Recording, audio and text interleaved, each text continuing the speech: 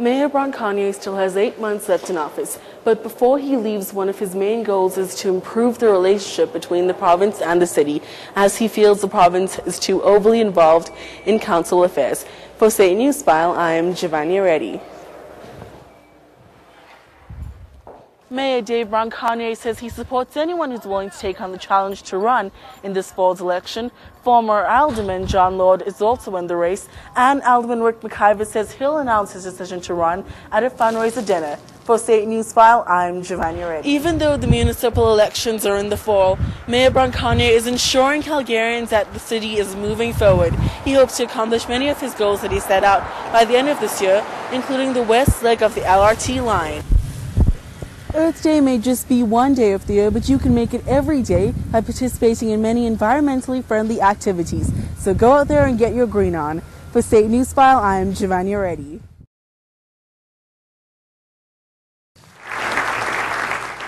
After 2,993 days in office, the mayor feels he has moved Calgary forward. If you've largely accomplished your goal, there's always a time to move on. And move on, I intend to do. Many of those goals have been expansions to the transit system, extensive road construction, and the rebuilding of East Village. Still intend to contribute to this community, but not in a public profile way, very much as a private citizen or Citizen Dave come October 15th, 2010. Elections for Calgary's new mayor are this fall, and rumors of potential candidates have been flying around. I think Rick McIver is the natural choice. I'm hoping that Rick McIver gets in. I think he's a people person. Ward 12 Alderman Rick McIver is not denying rumors that he may run for mayor. Well, I don't think it's any big secret that I'm certainly contemplating that, and in the not too distant future, I will make an announcement on what my intentions are. Alderman McIver is known for his opinions, and if he chooses to run for mayor, some say it would be a very competitive race. My name is Joe Connolly, and I am seeking your support as the mayor of Calgary. The Ward 6 Alderman is ready to take on a big position in 6 months' time. Connolly says he's ready to see a change in politics in the city. A new type of politics. A politics that supports safe neighborhoods, community input, and Western values. A transparent and responsible government that operates under the practice of recognizing that Calgarians are the lifeblood of this great city. Connolly hasn't raised the funds as yet, but he joins 2 other contenders for the coveted position. Here, come and grab this guy. One is Paul Hughes. He has dealt with City Hall in the fight to raise chickens in backyards. Hughes says he wants to represent the public voice. And I wanted to participate in the process, and I feel strongly that I have something to add to the public debate, and that is the public. I feel I'm a conduit to citizens and their ideas and getting that out into the public arena. The presentation was held by Professor Nancy Ohlweiler. The city of Dawson Creek is known for its initiatives in green energy, and Ohlweiler says the tax is very beneficial. And so the benefits come in getting people to think about what options they have. Better energy efficiency. Can I heat my home and be warm and use less energy? That's got to be a good thing for me because I'm spending less on energy, and a good thing for the planet because I'm not creating all of the things that can happen in energy production. The BC government hopes the tax will cause people to reduce their fossil fuel usage, especially due to the concerns of global warming. However, some residents feel this may all just be a money-making scheme. Other scientists that have no relation to any type of weather measuring, atmospheric temperature reading, like they're just scientists of every origin backing it because I think it's a money grab, personally. Professor Ohlweiler says there are many ways citizens can reduce their carbon footprints. It's just tons of things, from swapping out your light bulbs to compact fluorescents, to looking at when you make a purchase of a new commodity, a new good, look for the Energy Star label. If you're going to buy a new vehicle, trade in your vehicle, look for ones that use less gasoline. The university held the cleanup to support the 40th year of the Green Revolution. Doug Wilson with Facilities Management at U of C says sustainable projects are important to the university. Our Office of Sustainability and Facilities Management and Development have been very proactive in sustainability initiatives across campus for the last number of years. Volunteers of all ages helped pick up litter across the campus grounds. Even though it's exam time, some students did help out. Absolutely. Yeah, it's a big integral part of my beliefs and what I value, so anytime there's an opportunity, I always take it up. U of C is becoming a leader with these green initiatives.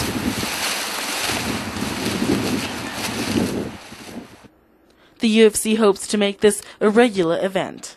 Earth Day is a great day to do an event like this, so I can see this being definitely an annual event.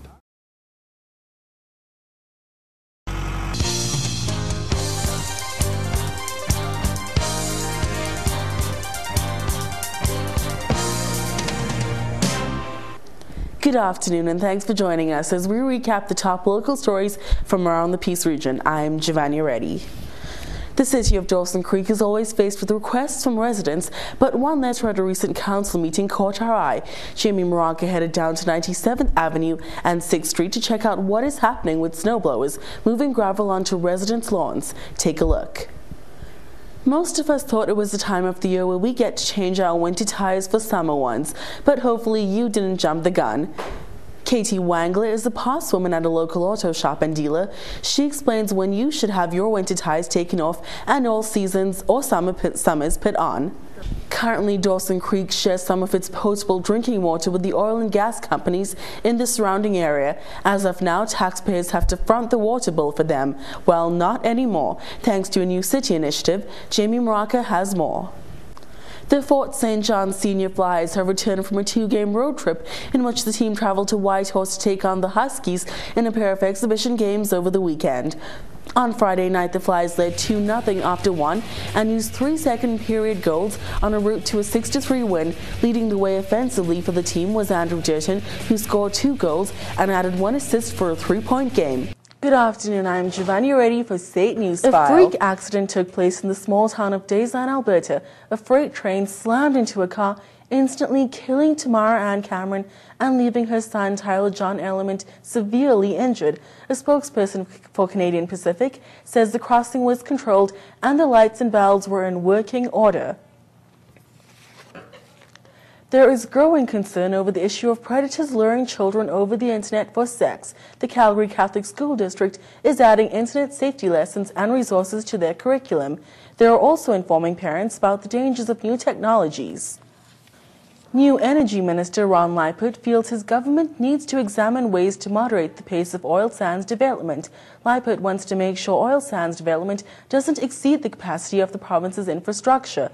Lipert says he hopes to listen and learn from the oil industry. Official data regarding the death toll has been released, and the disastrous earthquake has taken 7,000 lives. Over 7,000 bodies were retrieved under the falling buildings, and there's more bodies to be found. According to the Red Cross, the death toll will reach 50,000. Dead bodies are lining the streets in Port-au-Prince, the capital.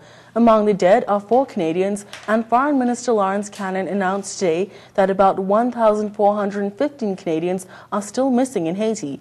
International aid is pouring into the country, and the UN has reported that 300,000 Haitians are homeless. The Calgary Philharmonic Orchestra is boldly going where it has never gone before.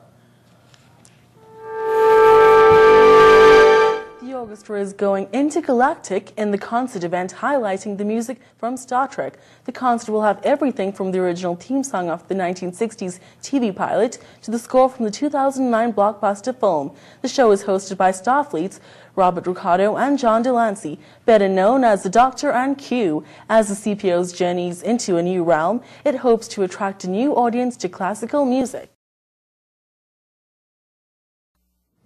Welcome back to State News File. I'm Jivanya Reddy.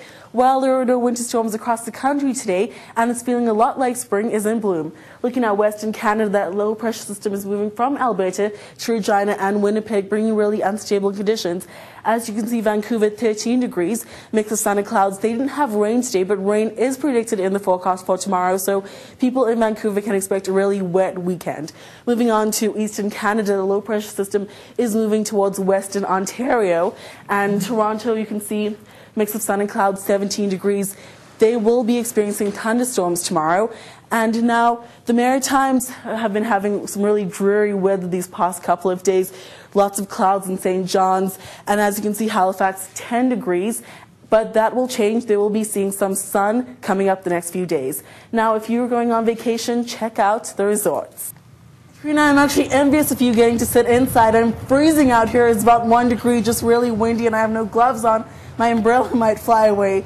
So today we had rain, and then snow just came up throughout the day, and there is a winter storm warning in effect. The city may be experiencing 10 to 25 centimeters of snow tonight.